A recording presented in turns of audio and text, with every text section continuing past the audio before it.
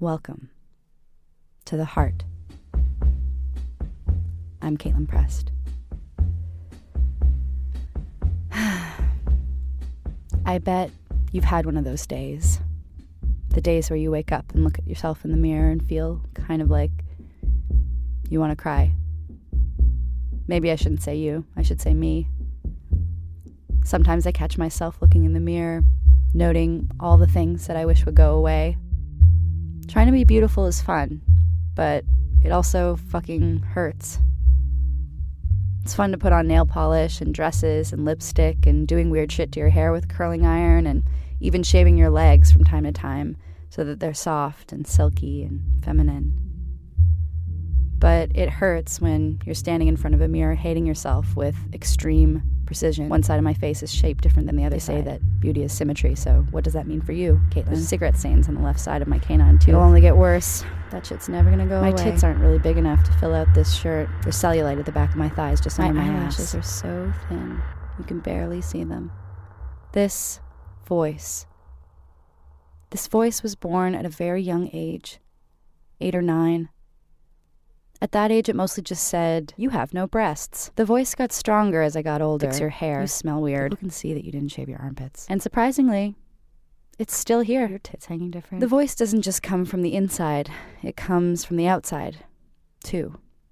Seeing a certain type of beauty everywhere, the media, blah, blah. But on a more basic level, it comes from the way that people treat you. It's fun to be beautiful when people are giving you positive attention for it. It hurts if you're not meeting the standard and people treat you like you aren't even there. You watch the people getting a lot of positive attention for being that certain kind of beautiful, and you are made to feel invisible. Or worse, people go out of their way to make you feel bad. It's hard to be a woman, yes. It's a lot harder to be a woman who's hairier, wider, bigger, taller, square instead of round, straight up and down instead of curvy, big hands, big feet, no vagina, and maybe no breasts either. A woman who isn't quite looking what some people think a woman should look like, but who is finding their way. To these women, the world can be cruel. More than cruel. Violent. This episode is the story of one woman's quest for beauty.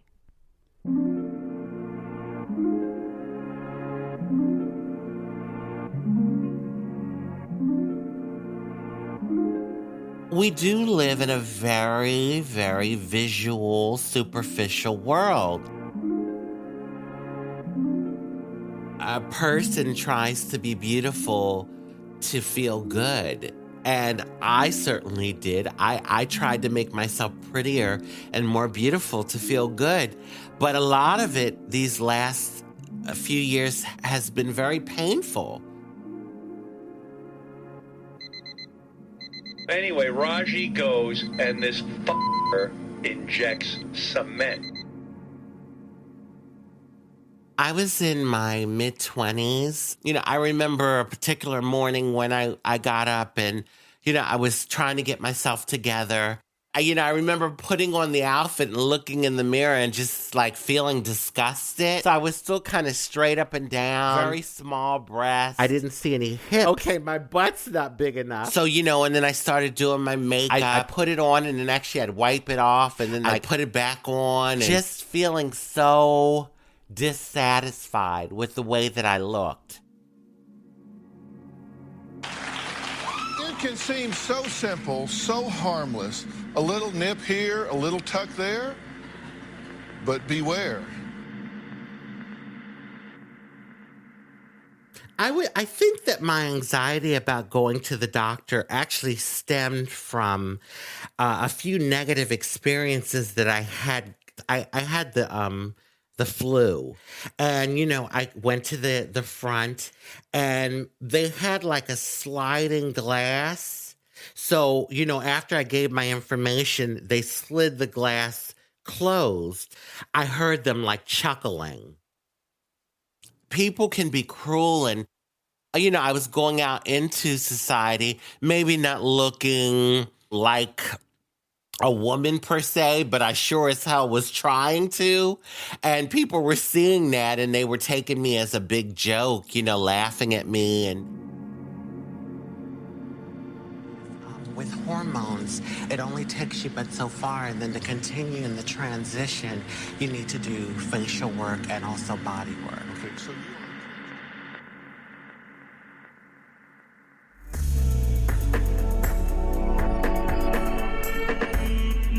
I remember going out to the clubs and, being around the community and seeing other trans girls, and they were so voluptuous, so feminine, the faces and everything. Oh my God, I want to look like that. It almost becomes like a rite of passage for us. It's like a little bit of peer pressure. Girl, when are you going to go ahead and get pumped? Come on, are you really serious about this? I felt like I really needed to take it further. So that's when I started going for the black market injectables.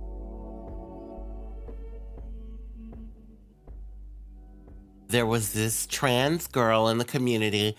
She went by the name of Duchess, or the Duchess. Duchess and I, we weren't really friends. I was referred to her from another acquaintance of mine in the community. I wouldn't really call her a friend either, but she, told me that Duchess was really good. She was the one that was doing the pumping for a lot of the girls. I felt like, okay, she's trans, we have a sisterhood here. Exactly. And why not go to a doctor? The thing with me is I didn't have the resources to go to a plastic surgeon. If I had the money, I would have gone. She didn't give me her actual address. What she told me to do is meet her at the gas station around the corner from where she lived, and then I would follow her. So that's what I did. It was a 2-bedroom apartment. I wouldn't say I walked into a mansion, or a Better Homes and Gardens type of apartment, but it was decent. She had it decorated pretty nice and it seemed clean, especially the area where she was doing the procedure. I mean, it seemed pretty sterile. She had even some surgical sheets over the table. The syringes, they were in packages that were sealed. So basically, I sat on the table and she looked at me and she said, "Are you ready?" And she injected me in my cheeks.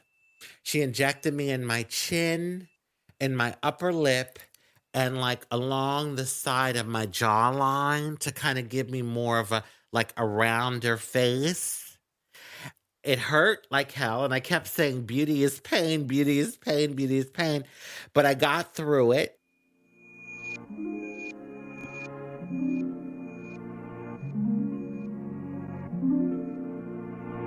When I finished it, I went to the mirror. I was a little swollen.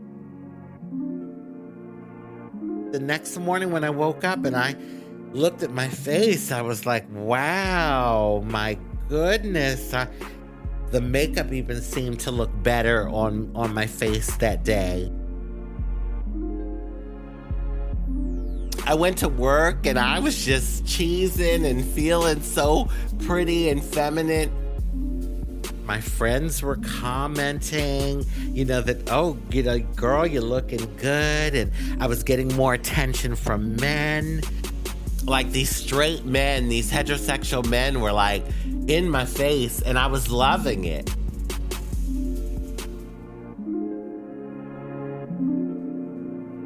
Well, the day that it all went haywire, I had actually woke up that morning.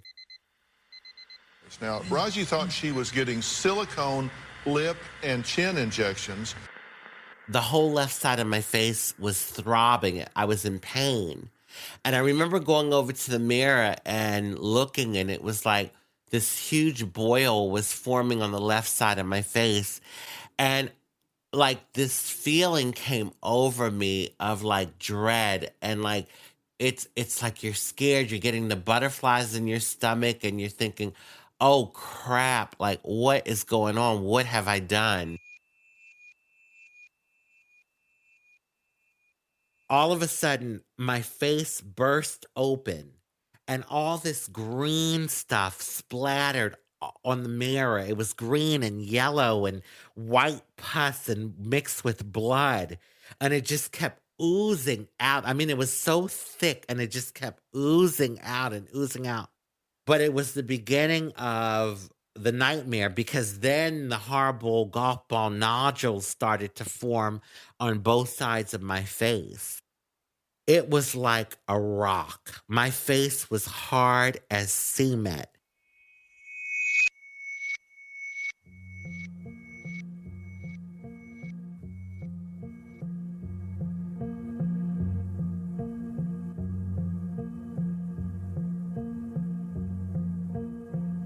I lived like that. I walked around like that for about a year.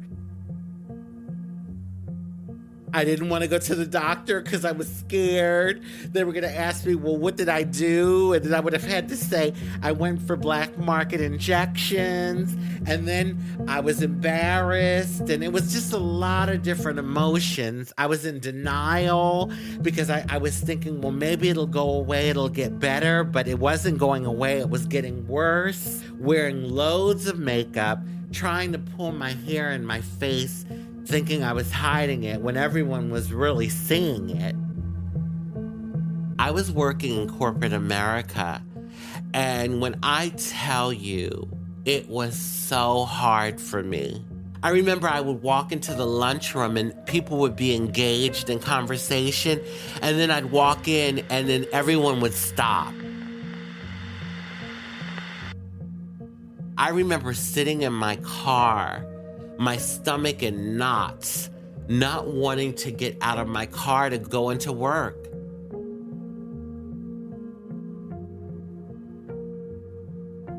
You know, I remember this guy actually walking up to me in the market once, and he said, you know, what the fuck happened to your face? I felt like I just wanted to hide away in my apartment. I started to feel like I didn't even belong in the world. I felt like I was being treated like a Martian. Like, you know, not even male or female, just like some creature that didn't belong here. And I started to believe that.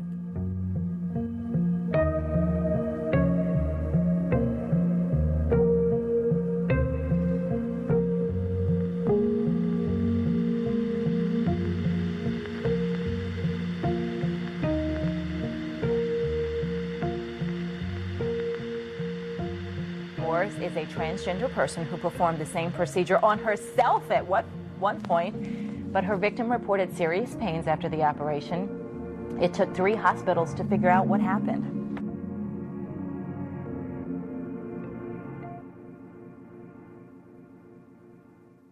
What happened was, one of the outreach organizations that I do a lot of advocacy work for, the director called me one day. And she said to me, you know, Raji, listen, this is no offense. It's your decision if you want to do this. But she says, you know, we're really concerned about you here. We're noticing that something is really going seriously wrong with your face. I have a friend, he's a plastic surgeon. I told him about you, and he said that he's willing to take a look at it. I remember sitting in the examining room, and when he walked in, he looked at me and he said, sweetie, what did they do to your face? And I started to cry.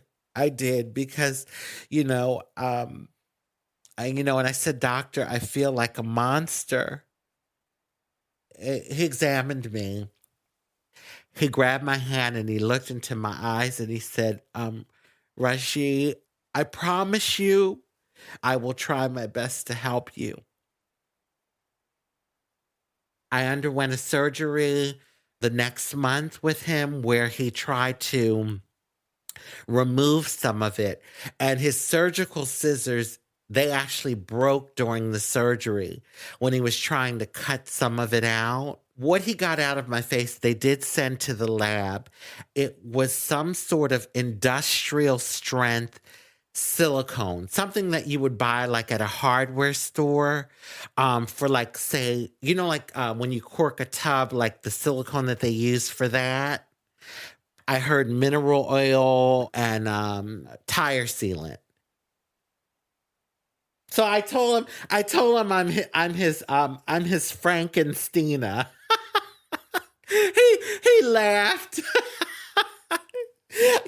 I tell you, if you don't laugh, you cry.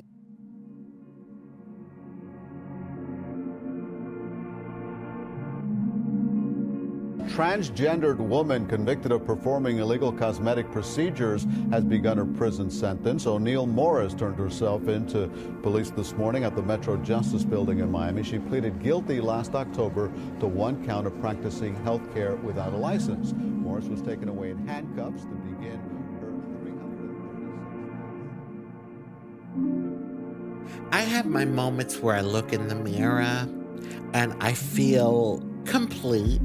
And I think like most people, they have their good days and their bad days. Sometimes you look in the mirror, you feel beautiful. Other times you look in the mirror and you're like, oh my God, look at that pimple or whatever. So for me, it's probably more of a profound type of thing where I do have my days where I look in the mirror and I feel pretty good about myself. I don't think I'll ever be passable per se. I mean, I go out in public and people... I'm gonna share this with you. This guy recently said to me, being with you is like being with a sexy dragon.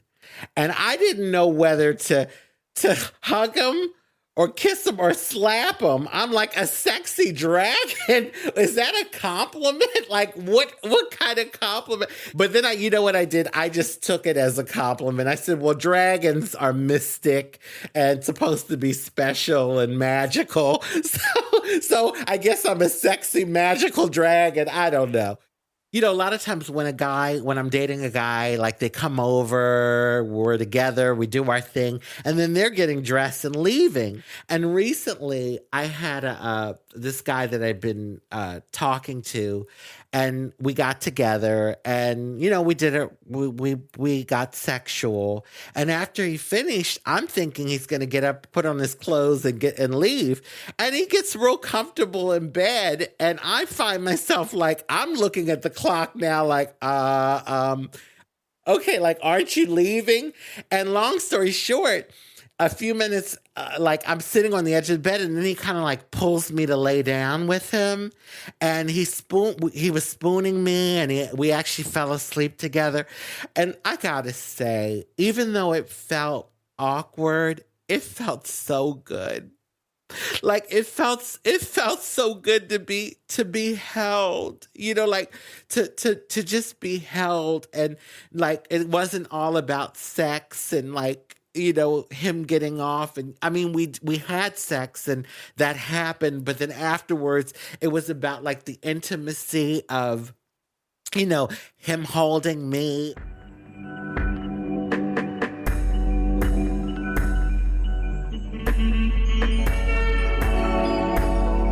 Me, Miss Raji, aka Cement Woman. Because that's what I've been dubbed by a lot of the media, Cement Woman. I'll tell you, if that's the case, I'm the sexiest cement in the world.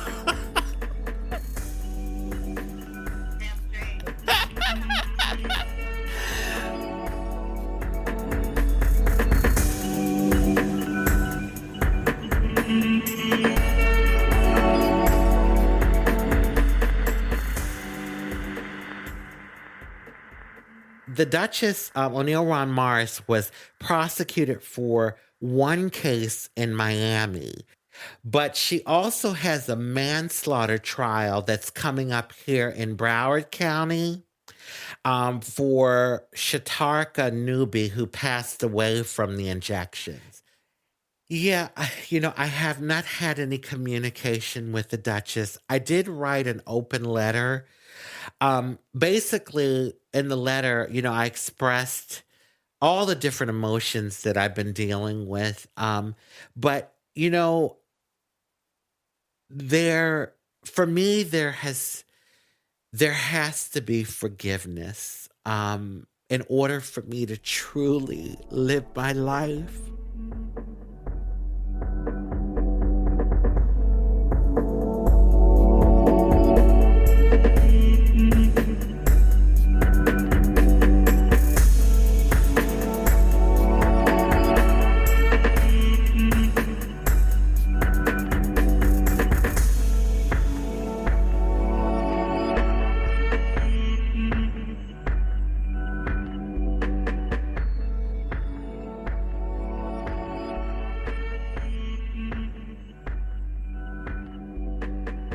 Raji Rajendra. She is rocking it in so many ways right now. She's doing hella advocacy work. She's telling her story in a lot of different media and getting tons of positive reinforcement from people who are touched by her story and by her spirit. She's the author of a book called Beyond Face Value, and she's co-starring in an all-trans soap opera called Bella Mado. I play an old woman called Aunt Norma, but hey, you know, maybe the next role I'll be a sexy vixen. Who knows? This story was a collaboration with a badass poet and radio maker named Julia Alsop.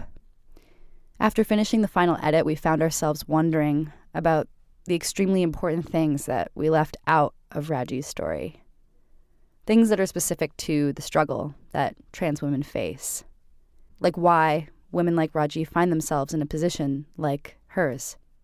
The layers of meaning around this quest for womanhood and how the quest for beauty is wrapped up in that. We're going to try this. I mean, anyway, okay. Yeah.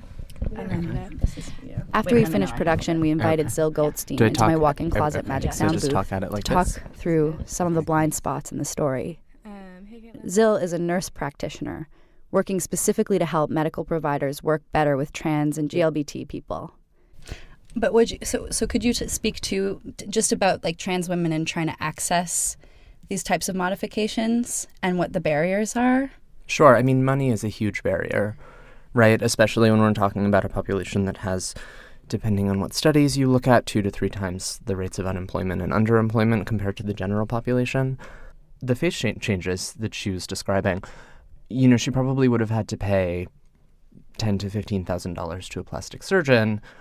A lot of the time, even if somebody does have insurance, they won't be able to get any procedures related to changing their gender covered by insurance because they are seen as cosmetic, right? And they're not necessarily seen as treating gender dysphoria or medically necessary, especially with facial surgeries or breast implants, all of which, if you know, we're thinking about gender dysphoria as a medical problem, can be very important to help treat someone's dysphoria.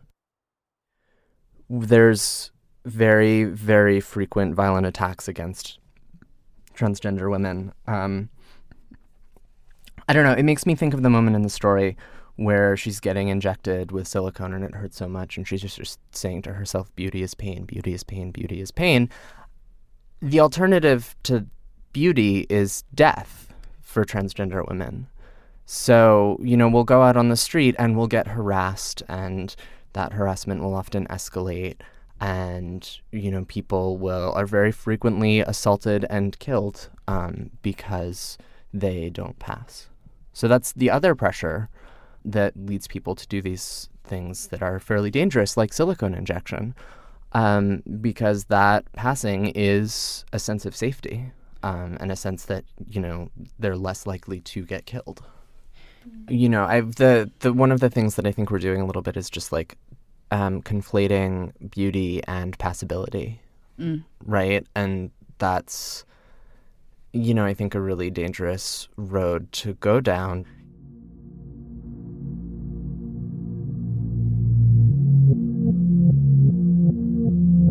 For me, that was the biggest takeaway from our conversation with Zil. That, yes, trans women do inherit the pressure that all women inherit, to be physically appealing, the pressure that meets women as soon as they start puberty and stays with them until they're ignored because they're old. But struggling under that pressure is actually very different from the pressure to simply conform physically to one gender or the other, and the violence that can accompany it. For many of these women, the quest for that particular type of womanly beauty is about more than feeling sexy and getting positive attention. It's actually about straight up survival.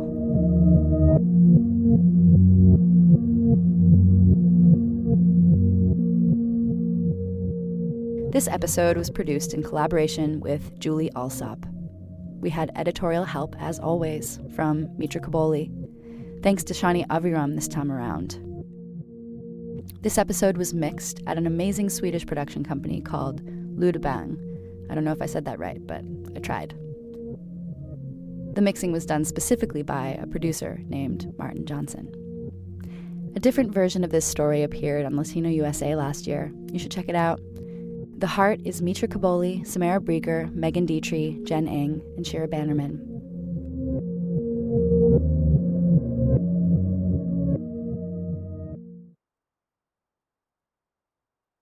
Now a word from our sponsor, BetterHelp. Have you ever thought about trying therapy?